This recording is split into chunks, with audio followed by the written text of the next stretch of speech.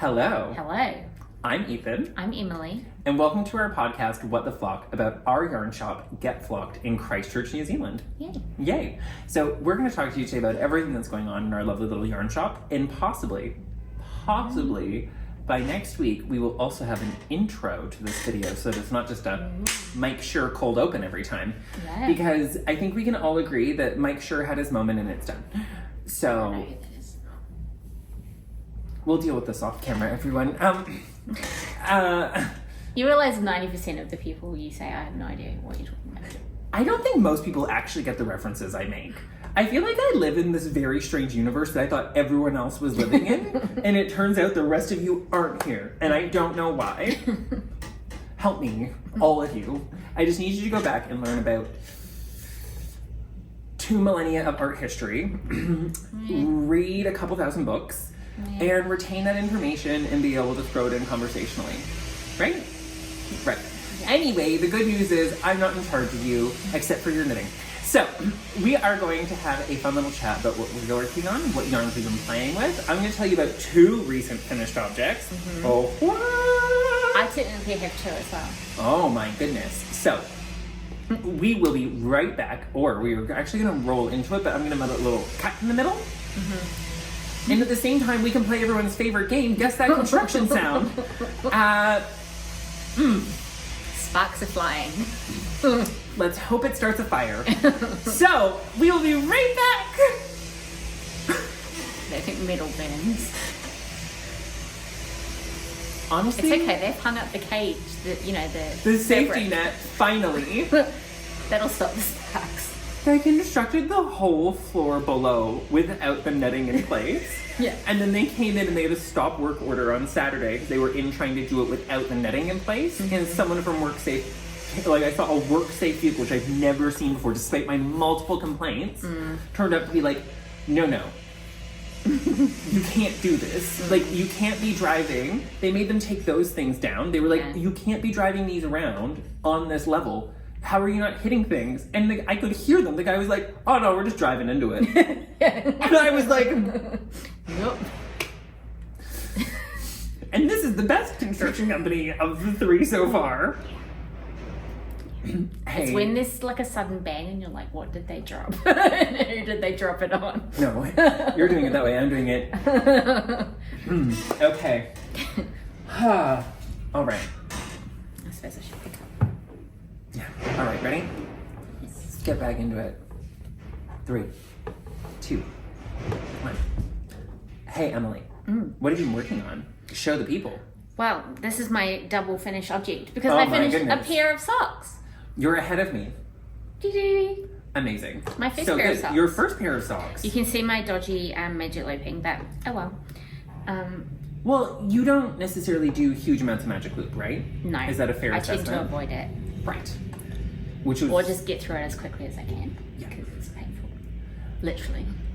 I really don't mind magic loop, but I am very much alone in that boat, which is why people are willing to knit on 9-inch circulars. Yeah. So, what was your final review of sock knitting? Are you going to keep doing it? I want to. I have to take a little break before I try 4-ply ones again, but I might try some thicker ones and see how that goes on bigger needles. Yes. I haven't worn them yet because I didn't want to bring them into the shop after they'd been worn. So what do you mean? I definitely never do that with the sock samples that are in the store. So yeah, I blocked them. They look really cute.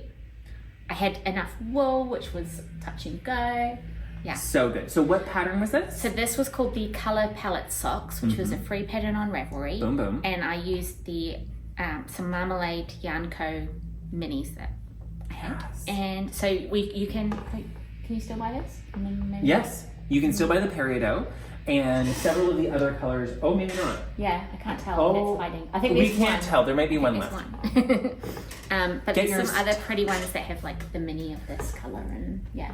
Honestly, so normally we would do all your projects and then all my projects, but I feel like this is a good chance to... So I honestly, I know this might sound ridiculous, I haven't had time to sew the bind off. It takes a second pair of needles roughly the same size, and due to a fluke of circumstance, all of mine were busy all at once, and now all but one pair, these ones, are free. So when I get home after this, I'm going to bind off this sock And I'm going to immediately cast on the second one. Yes, I am in love. My test knitters who are glorious, are hard at work getting their Sweet Enough socks, which is I call them the Sweet Enough socks because you're very, very sweet as a person. And so there's like a thing where I don't know exactly what the saying is. My dad used to say it all the time about like not needing any more sugar because you're already too sweet. Yeah. And so that's where the name came from. Very cute. And I love the color because I'm peach obsessed. Yeah.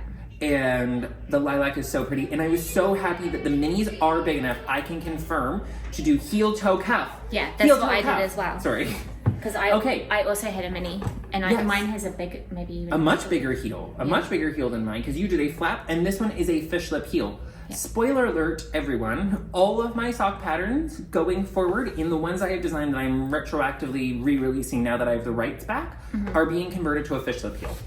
If you are not a fish lip heel person and you're knitting toe up, you can also perform an afterthought heel, or you can substitute in on most sock patterns any heel that you find appropriate. But all of my patterns are designed with the fish lip heel because I think it's the least amount of effort for the best fit for the biggest variety of people from all the research I've seen and done. Can I ask you a question? Please. Does the pattern have the full instructions, or do you have to? No. Yeah. So the fish lip heel is a pattern. Thank you. It's a great question. A fish lip heel is a pattern designed by a woman named the Socks Therapist. Socks Therapist, everyone. On Ravelry, and it is $1 American, which I think works out to like $2.50 somehow NZD or wherever else you are in the world. Ravelry automatically does the conversions for you.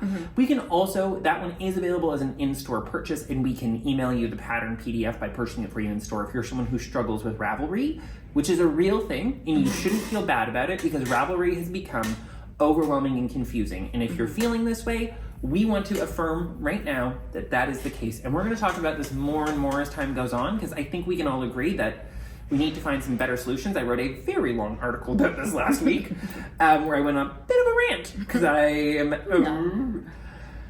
You know, it's just really frustrating. Let's take a brief moment. It's really frustrating that sometimes you'll see something in the hot right now. And before...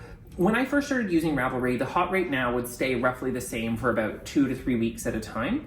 But now, because of the update to Ravelry's algorithms, the massive increase post-COVID of the number of people using Ravelry, the churn of how hot rate now works is too fast. So you might see something and then immediately lose it.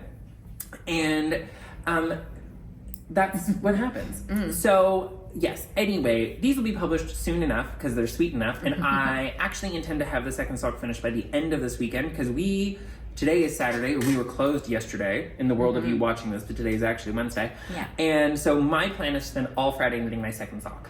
I feel like we're on those TV shows where they like pre-record New Year's Eve. I know. And you're like, we are those people. Yes! As someone who's participated in that as a dancer on more than one occasion, it is exactly like this, which is why I'm so good at it, because we used to have to do it constantly, and they'd like come around and like do like a little interview and be like, oh yeah, and there was a TV station in Canada, and blah, blah. Anyway, and they'd be like, why are you pants since New Year's Eve? And you'd be like stone cold sober at 2 in the afternoon on a random Thursday in December, and be like Anyway, so we're both using the same sock yarn. We both loved it, and you are gonna love it too. And we have other great things. And I don't know if you noticed, but I kind of slipped and made an Isager order too that has a lot of fun new sock in it for all of you. I really want to make them. I just need to pace yourself totally. I mean, I did design these for Emily, and if you know Emily and her knitting habits, I hit it straight. Like, I think this is the best thing I've designed in a long time as well, which was really good because I've had a big design block, so it's been really nice to make something, have it turn out beautiful, and get it off the needles. What else are you working on? I am working on a little hat for the shop. Is that the Oslo hat? It is the Oslo hat. I can't wait till you get to the part where you have to join it and turn it. Yeah, I've already had some words with some people about what happens there, so I'm almost there, so fingers crossed. Fingers and needles. Yes. So I think the brim folds up and then you knit. Yes. And then a strange thing with a short row that I don't think is necessary happens. Yeah. But my opinion on patterns that are overly convoluted is well established, so I think we can just breeze forward. So it's by Petite Knits. Yes. Which is... And this is, That's the Isager tweed. Yes. Yeah. And that's the fun. raspberry color? Yeah. which I definitely, very much on purpose, ordered an extra bag of. And I hadn't really noticed until I was knitting with it. It has quite a few pink tweedy bits. Yeah. I'm really into it. It's nice and soft and yeah. Yeah, so the Isager tweed is a single ply, 20% mohair fingering weight yarn that has 80% merino as the rest of it. It's really, really beautiful. It looks incredibly rustic, but feels soft and gorgeous. And it softens as you knit it, which is a really fascinating thing with single ply yarns. And I think I feel like it's gonna change quite a bit when it blocks. Yes, it's going to bloom and really fill out all that little bits of negative space. And single ply yarns do sometimes bias a little bit when you're knitting them in the round, so just don't be surprised if you see that in the fabric when you're doing it. Amazing. So, you're killing it. Yeah. Boom. So good. Now, I've worn this on the podcast, but I didn't really talk about it. I finished a little while ago a Brie Ornate pullover by Stephen West. Woo! And I want to start with a couple of things. For one thing, I loved the yarn I used. This was not the right yarn for this project, and that's not the yarn's fault. So I knit with Eden for the first time. This is Blossom, and I either used 12 or 7 balls. I'm not actually sure which, because usually, just so you all know my process of how I figure out how much yarn I've used, I keep all the ball bands usually, but in this case I changed project bags midway through, which means I threw out the ball bands. Can't you weigh it? I could, and by I could, we all know I mean, yeah. Anyway, breezing right along. Now, what made Eden the wrong choice for this project? Now, Eden is grippy, which is great if you're doing cables, if you're doing children's knits, if you're doing knits for yourself. The problem with Eden is it's grippy, which usually is something I would be thrilled about in a yarn. But in these dip stitch sections, especially this one here, the grippy yarn means it doesn't want to pull through the stitches when you're placing it up on the needle to do the knitting two together to make those shapes. So if you're looking at a pattern with dip stitches, I would recommend purchasing a yarn that is quite smooth. I know that Stephen's original was knit in a non-superwash yarn, but upon reflection and finishing this is one of the occasions where I think a superwash DK weight yarn would be really, really useful because it will pull through the stitches cleanly and more easily. And I know this because I actually quite liked the dip stitch section on my MCal. Yes, and that was super, super easy, but I did it in Savant, which is 50% superwash merino, 50% silk. So each stitch just pulled through so beautifully. And when I was doing it on this one, it was white hot torture, which is not the yarn's fault and not the pattern's fault. But I think it's really important to discuss the fact that some yarns are not well suited for all patterns, and that's not the fault of the yarn or the quality of it, which is lovely and beautiful with a gorgeous Polworth fiber. But it was on my part a yarn and pattern mismatch that I just didn't see coming. Yeah, well, if you hadn't used it before, I guess you wouldn't have known how grippy it was. Yeah, exactly. And also, it didn't occur to me. I'll be blunt. It did not occur to me that would be a problem because in my head I was like, I love making dip stitches.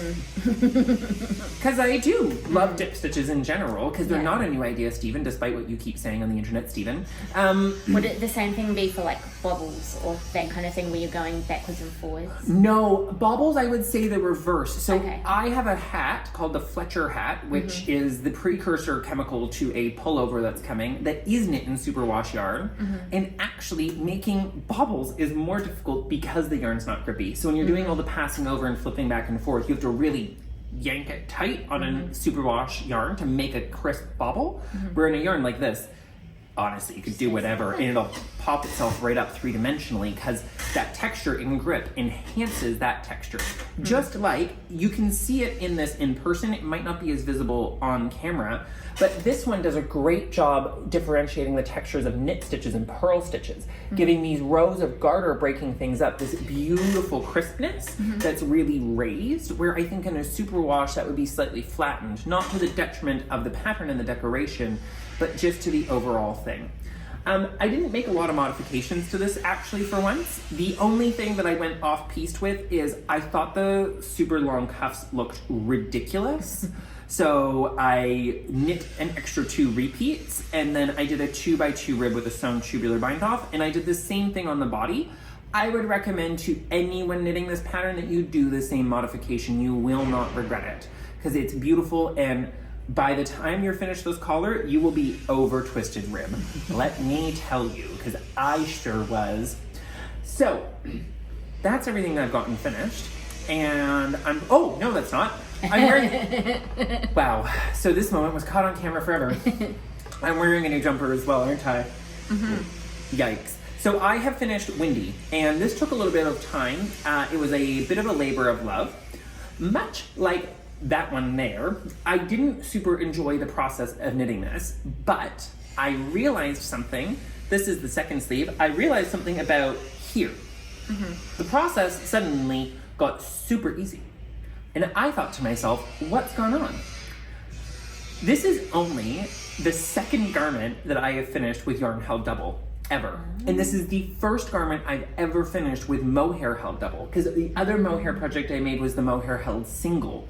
I actually do not have the skill of knitting with yarn held double. And that takes time to develop. Mm-hmm. So holding this mohair silk together with the Spinni, because I used Spinni, not Tavini, but I think you'll get a very similar finish with Tavini on this project, was a new experience for me. And by the time I was done with this garment, I had really picked up the skill of working with it. And so I do want to encourage people on a few things. I think it makes a lot of sense to practice this and get good at it. This is Windy by Helga Isager, and I have to say I love and adore how it's finished. It's come out really, really well, and I'm super, super thrilled about it. We're going to take a little break because I think we have some friends coming in to join us, and we'll be right back to tell you what's new in the store. We have a couple of friends browsing with us, but we're going to wrap this up with you and let you know some of the new stuff that's in the store. Emily has done an amazing job and found... of matching to future outfits. Oh my god, right though? I was like, East Climb Blue, how can we say no? What YKB forever! Yeah, so cute. So we have a few other socks as well. This is one of Yes. the men's or the bigger size ones. Yes. I might have leaned into the swearing because they seem to be the most popular ones. So I'm fucking hilarious. Oh, what's it? Yeah, This shit is... I'm fucking hilarious. I feel like you made a selection of socks just for me this time around. that were also blue. Yeah. Cluck this shit. And this one's not sweary, but I like it. Go around me. As someone who regularly stands in the middle of the street and stares down a car, I feel that. Yeah. I really do. Yeah. Mostly because I have no respect for drivers because you're not doing a good job anyway. Be real with yourself. Be honest. So those are some new socks that we have. Goodness. So we have something to start telling you about that is available on their website. May take a couple of days to ship out to you, but we know where the box is. Hopefully by tomorrow, the box, which I'm assuming is about this big, based on the argument I had with the Auckland Depot today. You know who you are. I'm sure they watch. Doesn't everyone? I really am quite fixated on this color, it turns out. So we're really excited to tell you about the launch of a new brand here at Get Flocked that has been close to my heart, that I've known about for quite a while, that has taken everything in me not to blurt out randomly to every person who comes in, because I am so excited. So a little while ago, back in November, December, Emily brought up a yarn to me that I had previously not particularly spent a lot of time thinking about, which is crazy when I describe the yarn because it's a woolen spun, worsted weight, 100% merino yarn. So the fact that I hadn't been obsessing about this for months or years is actually quite weird. So the other thing that occurred is I have the pleasure of working with one of my best friends as her technical editor, which is the lovely and talented Hiroko Payne, who is brilliant beyond all thought and reason, and she's a really big fan of this brand as well. And so two people had brought it up to me within the span of about 6 hours in November, and so I started looking into it, and then I started asking some questions, and then we started sending some emails, and I'm saying this to illustrate to you guys that you know that every single thing that goes into our shop is the result of a lot of thinking and planning and talking before we get there, because making connections in the yarn industry takes a really long time. And I'm not just saying this for our shop, I'm saying this for every local yarn shop out there. If you're somebody who has a local yarn shop in your area and you're looking to purchase something, please go in and talk to your local yarn shop before you buy it online. They will do their best to get it for you, but it might take them a little bit of time. And I know that better than anyone because I've been the local yarn shop customer who's been impatient, but I'm telling you it's worth it to wait because they really need your support and they really deserve it because they are working very, very hard. And I know that because I know that it took me from December till now to get this. So this What is is it? Gilead by Dyer Natura, which is a French and Portuguese merino blend. Most of them are 100% French merino, and a lot of it is from one organic flock in France, which is super cool. It has been dyed and woolen spun in France to a true worsted weight, which is super exciting. We can see by looking at it that it's a little bit chunkier than what we're used to getting here in this really beautiful format. This color is not at all like anything else we've ever brought in, because I certainly don't order this color on every yarn that we stock. Right, Emily? Yeah, definitely not. Definitely not. I do. I absolutely do, because I am convinced that the world should be covered in Yves Klein blue, and if the rest of you Or don't agree... Delphinium. Delphinium, yeah. And if the rest of you don't agree, that's your problem. So, we are pleased to announce the arrival of Gilead to all of you guys, and you can start shopping it right now on our website. We will absolutely be adding Albertine, because I got us some samples, and which is a fingering weight, 90% merino, 10% silk, that we just had to see before we committed, and now we're committed emotionally, spiritually, in every way, shape, and form. And we will also be getting, as quickly as possible, Ulysses, which is the sport weight yarn, because I already bought myself some and I am full force obsessed. So, welcome the worsted weight yarn of your dreams. It's soft, it's round and plump and gorgeous. It comes in 100-gram skein, and it is $26, which is pretty much unbeatable, which means it's $13 per 50 grams for 100% merino woolen spun worsted weight yarn. And there's 250 meters. 250 meters. So you don't need heaps. That's correct. Emily and I each could get an entire jumper out of 5 balls. Yeah. Which is amazing. But I'm not going to make us share. We each can have our own color. You'll never guess what color I ordered for myself. It arrived in its own box. Or what color for me? It literally, I don't remember what color I ordered for you. Yeah. I mean, Pink or purple? Yeah. Yeah. Or in between. look, if you want to see yellow, go to another podcast. I made that one shawl. That's all I can offer you. I'll probably do I need some yellow. You do need some yellow. You actually have like a color palette, where I have a color palette. Yeah. That now includes peach. Okay, so with that, we hope you guys have a wonderful knitting week. If you have any questions about anything we've shown you today, please send us through an email at getflockknitting@gmail.com. We also love answering questions, and we have a lot of great stuff on the website. Don't forget, next weekend is our 1st anniversary, and we have a lot of events planned. So if you're not already booked, then you might miss out. Yeah. And also, we were closed yesterday. I'm putting this at the end because it doesn't help anyone. And I'm not sure how good of a job we've done telling people, but figuring out which days we can be open for and closed for that are holidays is real complicated. So, sorry in advance. Okay, bye-bye. Bye.